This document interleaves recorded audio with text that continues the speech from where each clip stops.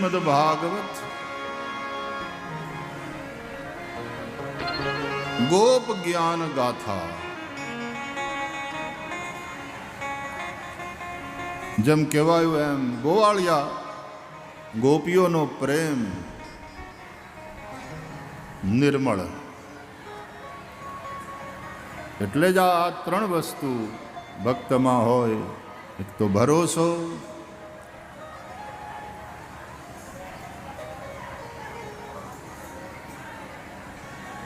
ભાવની ભીનાશ અને ભોળપણ. આ ત્રણ વસ્તુ હોય જેની અંદર એને ભક્ત કહેવાય. ગોવાળિયા ગોપીઓ ગોકુળના આ બધા એટલા માટે ભગવાનને વાલા લાગે છે. એ લોકોને ભગવાનમાં દ્રઢ ભરોસો છે. કૃષ્ણની દરેક વાતને માને છે, સ્વીકારે છે, એ અનુસાર કરે છે. બીજું એનામાં ભોળપણ છે. ગોપી ભોલી છે. તમે વ્રજમાં જાઓ ને, તમે પરિક્રમા કરતા હોય, જેણે વ્રજ 84 કોષ પરિક્રમા કરી હશે એને ખ્યાલ છે. ત્યાં ગામડામાં પણ તમે જાઓ તો એની દિવાલો ઉપર લખ્યું હોય, ભોલી ગોપી રાધે રાધે. ગોપી ભોળી છે. ભોલી ગોપી રાધે રાધે. ભોળપણ. આપણે ત્યાં પણ જે ભક્તિ પદોમાં લખાયું એમાં શબ્દ બહુ સરસ છે. ભોળી રે ભરવાડણ હરીને એ વેચવાને ચાલી રે. ભોળી રે ભરવાડણ હરીને 14 લોકના નાથને મટુકીમાં ઘાલી રે. ભોળી રે ભરવાડણ હરીને. ભોળી રે ભરવાડણ હરીને વેચવાને ચાલી રે. ભોળી રે ભરવાડણ હરીને. અને પછી કેવું સરસ લખે છે કે માખણ લ્યો, કોઈ માખણ લ્યો એ પડતું મૂક્યું. એનું મન કેટલું કૃષ્ણમાં અને કેવી ભોળી. શેરીએ શેરીએ સાદ પાડે છે,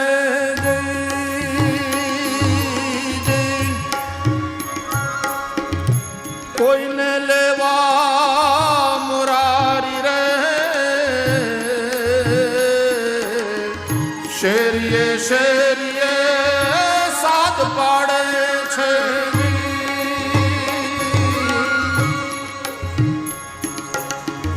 કોઈને લેવા મુરારી રે.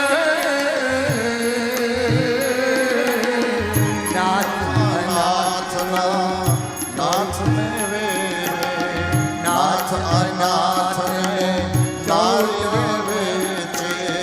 ચૌકા વચ્ચે જોને નારી રે. ભોળી રે ભગવાન નાથ અનાથને નારી રે વેચે. નાથ અનાથને નારી રે વેચે. ચૌકા વચ્ચે જોને નારી રે. આ અત્યારે જે બધા ઇન્ટરનેટ ઉપરથી લઈ લ્યો છો ને તમે, ઇન્ટરનેટ ઉપર બધા શુદ્ધ છે એવું નથી. એમાં ભેળસેળ વાળું બહુ હોય છે. એટલે સાવ શુદ્ધ જે હોય ને પદ એ લેવાનું. બહુ ભેળસેળ બહુ હોય. આ ભજનોમાં હવ પોતપોતાની રીતે અંદર ઘુસાડી દે બધું બહુ. આપણે એ બાબતમાં સર્વતંત્ર સ્વતંત્ર છીએ. એટલે ભક્તિ માર્ગમાં સ્વચ્છંદતા બહુ હાલે. ભજન કોકનું હોય, ઘણા તો કોક પોતાના નામે નામાચરણ કરીને પોતાના નામે ચડાવી દે, પછી એના શબ્દો બદલી નાખે. નહીં, આ સંતોએ, આ મહાપુરુષોએ જે રીતે લખ્યું છે એના શબ્દોને એ રીતે પ્રામાણિકતાથી વળગીને ભોળી રે ભરવાડણ હરીને વેચવાને ચાલી રે. કહેવાનો અર્થ ભરોસો, ભોળપણ અને ઓલી ભાવની ભીનાશ, આ ત્રણ વસ્તુ હાવ હાચો ગોવાળિયો હોય ને એનામાં હોય, હાવ હાચી ગોપી હોય એની અંદર આ ત્રણ વસ્તુ. તો આ ગોપ જ્ઞાન ગાથા છે. એટલા માટે મેં આ કથામાં બહુ જ્ઞાનની બહુ વાતો કરી નથી, ને કરી તો છે તોય તે ગોવાળિયાઓને સમજણમાં આવી જાય. મારી સામે કોણ સમાજ બેઠો છે એને જોઈને હાવ આમ સરળ ભાષામાં અને આનંદ કરતાં કરતાં મારે જે કહેવાનું છે વ્યાસપીઠ ઉપરથી કહ્યું છે. ગોપીઓને તો પ્રેમ છે ને એ જ જ્ઞાન, અને હકીકતમાં જ્ઞાનની પરિપક્વ અવસ્થાને જ ભક્તિ કહે છે. ભક્તિની પરાકાષ્ઠા એ જ્ઞાન છે, અને જ્ઞાનની પરિપક્વ અવસ્થા એ ભક્તિ છે. જ્ઞાન છે ને એ પચવામાં થોડો ગરિષ્ઠ પદાર્થ, પચવામાં થોડો ભારે, પણ જો પચી જાય તો ભક્તિમાં પરિણત થાય. ગોપીઓમાં તો ભક્તિ, નર્યો પ્રેમ, પણ એ પ્રેમ એણે પોતાના પ્રેમાસ્પદ, પોતાના આરાધ્ય પ્રભુના સ્વરૂપને એવું પ્રકાશિત કરી દીધું. ગોપીઓને ખબર છે કૃષ્ણ કોણ છે. એ જશોદાના છોકરાના, સુંદર સુંદર છોકરાના પ્રેમમાં લટ્ટુ થઈ છે એવું નથી. ગોપીને ખબર છે કૃષ્ણ કોણ છે.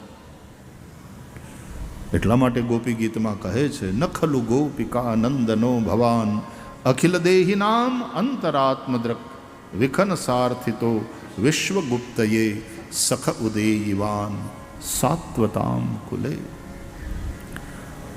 તમે માત્ર યશોદાના પુત્ર નથી, તમે પ્રાણી માત્રના અંદર અંતર્યામી રૂપે રહેલા નારાયણ છો. અખિલ દેહિનામ અંતરાત્મદ્રક. તમે બ્રહ્માજીની પ્રાર્થનાથી ગુપ્ત રૂપે સાત્વત કુલમાં પ્રગટ થયા છો. તમે અખિલ બ્રહ્માંડ નાયક, તમે ભગવાન છો. ગોપીઓને જે પ્રેમ થયો છે તે ભગવાન માટે થયો છે. ભાગવતકાર કહે છે, કૃષ્ણસ્તુ ભગવાન સ્વયં. શ્રી કૃષ્ણ સાક્ષાત પરબ્રહ્મ, પરમાત્મા છે. તો નિર્ગુણ નિરાકાર પરબ્રહ્મ પરમાત્મા ભક્તોની ભક્તિને વશીભૂત થઈ સગુણ સાકાર થઈ કૃષ્ણ રૂપે પ્રગટ થયા છે. જ્યારે રૂપ લે ને જે નિરાકાર છે સાકાર થાય. ઘણા લોકો એમ કે ભાઈ બ્રહ્મ તો નિરાકાર છે, નિરાકાર છે ને તમે સાકારની ઉપાસના કરો છો. પણ નિરાકાર શબ્દનો અર્થ થાય નિર્ગતા આકારા સર્વે યસ્માત. બધા આકારો જેમાંથી નીકળ્યા એને નિરાકાર કહેવાય. જેને આકાર ન હોય એને તો અનાકાર કહેવાય, અનઆકાર. તો અનાકાર છે ભગવાન એવું કીધું કે નિરાકાર છે એમ કે, તો નિરાકારનો અર્થ જ થાય છે બધા આકાર જેમાંથી નીકળ્યા એ નિરાકાર. નિર્ગતા આકારા, જેમાંથી બધા જ આકારો નીકળ્યા. આ નામ રૂપાત્મક આ સૃષ્ટિ જેની અંદરથી પ્રગટ થઈ, યતોવા ઇમાની ભૂતાની જાયંતે, એ નિરાકાર એવો અર્થ થાય. તો એ જ સગુણ સાકાર બનીને આવે, અને જ્યારે રૂપ બને પછી નામ બને. દરેક રૂપની ઓળખાણ નામથી થાય ને. બાળક જન્મે એટલે પછી નામ પાડવું પડે. બારબડિયા હોય, ઓળી જોળી પીપળ પાન, ફઈબાએ પાડ્યું, લાભો નામ, પછી નામ પાડવું પડે. કોઈ પણ વસ્તુ બને પહેલા એનું રૂપ તૈયાર થાય, આકાર તૈયાર થાય, પછી નામ. કે આ હું તો ઘડિયાળ, આ હું તો કે માઇક, આ હું તો કે માળા, એની તો ફૂલની, પછી નામ પડે. જેમ હોનાના ઘરેણા બનાવ્યા હોય તો કાનમાં પહેરવાના, નાકમાં પહેરવાના, હાથમાં પહેરવાના, ગળામાં પહેરવાના, એમ એના નામ જુદા જુદા. નરસિંહ મહેતા કહે છે, ઘાટ ઘડિયા પછી નામ રૂપ જૂજવા, પણ અંતે તો હેમનું હેમ હોય. અખિલ બ્રહ્માંડમાં એક તું શ્રી હરિ, જૂજવે રૂપ અનંત ભાસે. એ જ પરબ્રહ્મ પરમાત્મા અનેક રૂપોમાં પ્રગટ થાય છે, અભિવ્યક્ત થાય છે, ત્યારે પછી એનું નામ પણ પાડવું પડે. એટલે હવે કૃષ્ણ પરમાત્માના નામકરણ માટે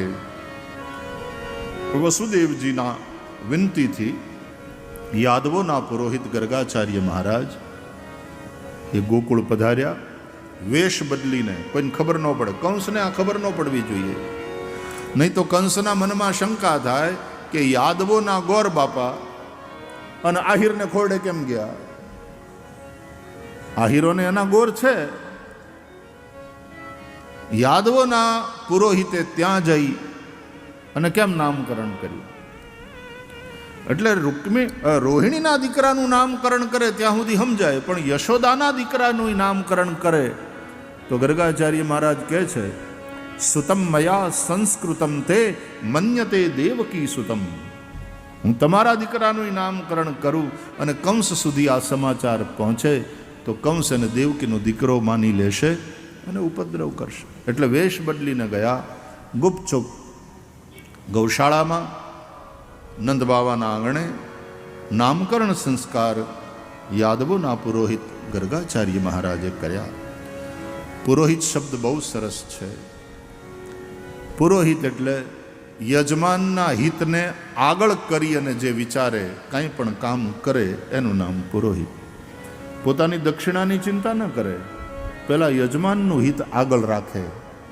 મારા યજમાનનું કેમ ભલું થાય, મારા યજમાનનું કેમ સારું દેખાય, એનો વિચાર કરીને જે કામ કરે એ પુરોહિત. પોતાની દક્ષિણાની ફિકર ન કરે, મળશે કે નહીં મળશે, કેટલી મળશે, જાજી મળશે, ઓછી મળશે, એની કોઈ ફિકર કર્યા વગર પોતાના યજમાનના હિતને આગળ કરી એનો પ્રસંગ દીપી ઉઠે, એનું ભલું થાય, એનું કલ્યાણ થાય, આ રીતે વિચારી અને કામે લાગે એ પુરોહિત. આ પુરોહિત શબ્દ બહુ સરસ છે. દરેક સમાજને પોતાના પુરોહિત હોય. જૂના જમાનામાં તો એ પુરોહિત ગોર બાપા જ દીકરીઓના સંબંધ કરીને આવતા. જાઓ ને બાપા, આપણે દીકરી બેનબા એ હવે લગ્ન જેવડા થયા, તમે ક્યાંક સારું ઠેકાણું ગોતો. અને પુરોહિત જઈ અને એ દીકરીનું વેવિશાળ નક્કી કરી, એનો સંબંધ નક્કી કરીને આવતા. અને પછી ઘરે આવીને દીકરીના બાપાને વાત કરે, બેનબાનું નક્કી કરીને આવ્યો. ક્યાં? તો કે ફલાણે ગામ, ફલાણા ભાઈ, એનો આ નંબરનો દીકરો. ગોર બાપા, તમે જે કર્યું હોય બરાબર જ કર્યું હોય, તમારાથી વધીને અમારું હિત બીજું કોણ કરે? અને એ સંબંધને માન્ય રાખતા હતા. એ લગ્ન જીવન પણ સરસ રીતે ટકતા હતા. મા બાપ, આપણા ગુરુ, એ આપણને જે કે એ આપણા હિતની વાણી છે. માત પિતા પ્રભુ ગુર કે બાની, બિનહી વિચાર કરી શુભ જાની. ગર્ગાચાર્ય મહારાજે નામકરણ સંસ્કાર કર્યા. મોટા ભાઈનું નામ બલરામ કે બલભદ્ર. રોહિણીના પુત્ર છે માટે રૌહિણેય. એ યાદવોની એકતાને ટકાવી રાખનારા છે માટે સંકર્ષણ. અને પછી યશોદોત્સંગ લાલિત પ્રભુનું નામકરણ કરવા માટે ગર્ગાચાર્ય મહારાજે બાલકૃષ્ણ પ્રભુની સામે જોયું, દર્શન કર્યા, ઓળખી ગયા જોતાની સાથે. ગર્ગાચાર્ય મહારાજ બોલ્યા, બહુની સંતિ નામાની રૂપાણી ચ સુતસ્ય તે ગુણકર્માનુરૂપાણી તાન્યહમ વેદનો જના. નંદ બાવા, તમારો આ બાળક યુગે યુગે અવતરે છે.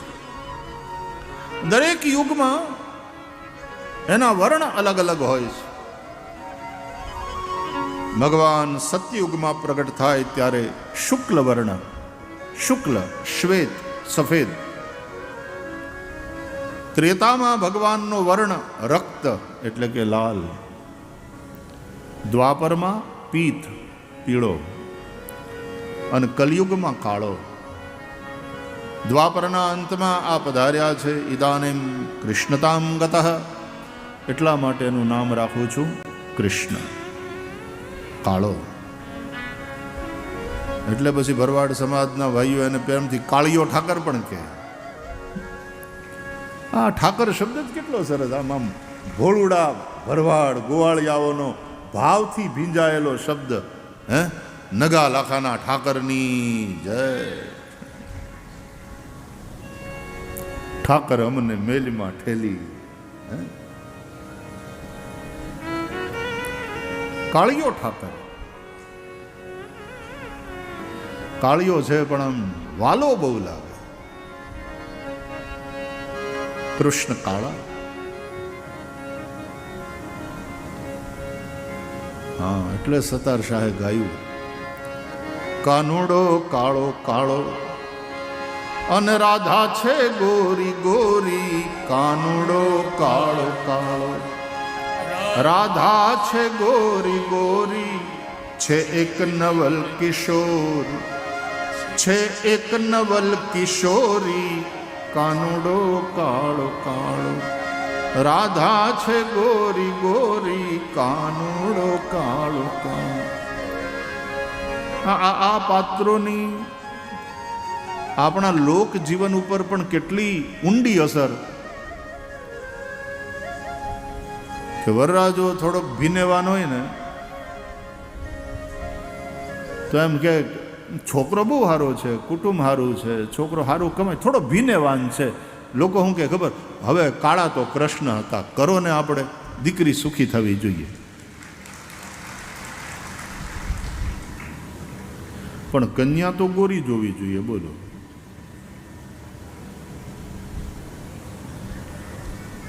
કારણ કે રાધા ગોરા છે, કૃષ્ણ કાળા છે. રાધા કૃષ્ણના આ પાત્રોની આપણા લોક જીવન ઉપર આવી અસર છે. એમાં આ કડી બહુ સરસ છે કે મન વશ કરીને જોતા શુદ્ધ પ્રેમ જ્યાંથી થાય. મનને વશ કરીને જોતા અને શુદ્ધ પ્રેમ, મન વશ કરીને જોતા શુદ્ધ પ્રેમ જ્યાંથી થાય. શુદ્ધ પ્રેમ જ્યાંથી થાય, શુદ્ધ પ્રેમ જ્યાંથી થાય. અજ્ઞાની જીવ જાય, એ અજ્ઞાની જીવ જાય. જ્યાં મનડું જાય દોરી. કાનુડો કાળો કાળો, રાધા છે ગોરી ગોરી. કાનુડો કાળો કાળો.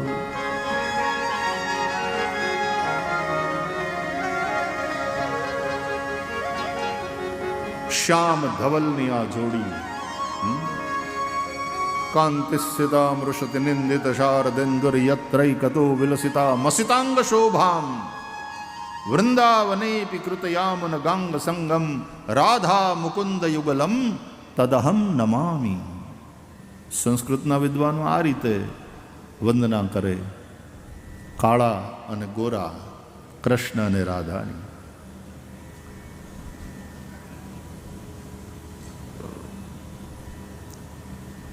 કૃષ્ણ કર્ષતિ ઇતિ, જે ખેંચે છે બધાને પોતાના તરફ, એનું નામ કૃષ્ણ. જે આકૃષ્ટ કરે. એ કાળિયા ઠાકરની મૂર્તિ એવી કે ખેંચે આપણને. વારે ઘડીએ આપણે દ્વારકા, ઘણા દર પૂનમ ભરે, દર પૂનમે જાય દ્વારકા, હાલીને જાય. આ ફાગણની પૂનમ આવે તો કેટલું હાલી હાલીને લોકો દ્વારકા જાય. ડાકોરવાળાના દર્શન કરવા જાય, ખેંચે છે. એની સુંદર મુરલી, મધુર મુરલી આપણને ખેંચે. એની સુંદર વાણી એટલે ભગવદ્ ગીતા એ મોટા મોટા જ્ઞાનીઓને, વિદ્વાનોને, પંડિતોને ખેંચે છે. કર્ષતિ ઇતિ કૃષ્ણ.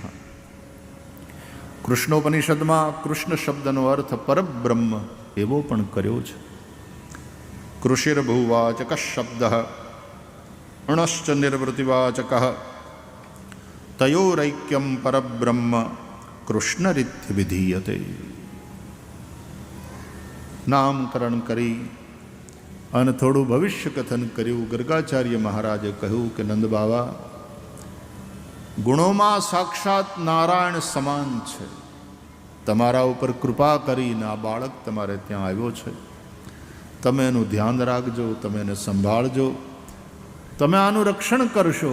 આ મોટો થઈ અને અનેક સંકટોથી તમારું રક્ષણ કરશે. અનેન સર્વ દુર્ગાણી યુ યમંજસ તરિષ્યથ. કૃષ્ણ એટલે પરમ સત્ય. તમે સત્યનું રક્ષણ કરો ને તો સત્ય તમારું રક્ષણ કરે. ધર્મ ન દૂસર સત્ય સમાના. તમે ધર્મની રક્ષા કરશો તો ધર્મ તમારી રક્ષા કરશે. આપણે ડગલે ને પગલે ખોટું કરવું ને પછી મંદિરમાં જઈ હેરાન થઈએ ને ભગવાનને પ્રાર્થના કરવી કે બચાવે, એમ એ તમારે ત્યાં દીકરો પરણ્યો હોય ને તમારે ત્યાં ચાંદલો જેણે જે કર્યો હોય ને એને ઘેર લગ્ન આવે ત્યારે તમે ડાયરી કાઢો છો ને જોવો છો ને એ મુજબ જ ચાંદલો કે એણે આપણે ત્યાં આવો વ્યવહાર કર્યો હતો તો આપણે એને ત્યાં આટલો વ્યવહાર કરવો પડે. તમે આવા વ્યવહારિક ને હાવ વ્યવહાર ડાયા માણસો છો તો એટલું કેમ સમજતા નથી કે તમે જો સત્યની રક્ષા કરશો તો સત્ય તમારી રક્ષા કરશે. તમે જો ધર્મની રક્ષા કરશો તો ધર્મ તમારી રક્ષા કરશે. આપણે ધર્મને નેવે મૂકીએ, આપણે સત્યને નેવે મૂકીએ, આપણે નૈતિકતાને નેવે મૂકીએ, આપણે પૈસા માટે થઈને ગમે અધર્મ કરીએ, ગમે તે અનીતિ કરીએ અને પછી તકલીફમાં આવીએ ત્યારે ભગવાનની માનતા માનીએ. આપણને બુદ્ધિ આપનારો એ પરમાત્મા છે. એટલે જેવું કરશો એવું લણશો. આવી એક સીધી સાદી સમજ. આપણા કર્મનું ફળ આપણને મળે છે.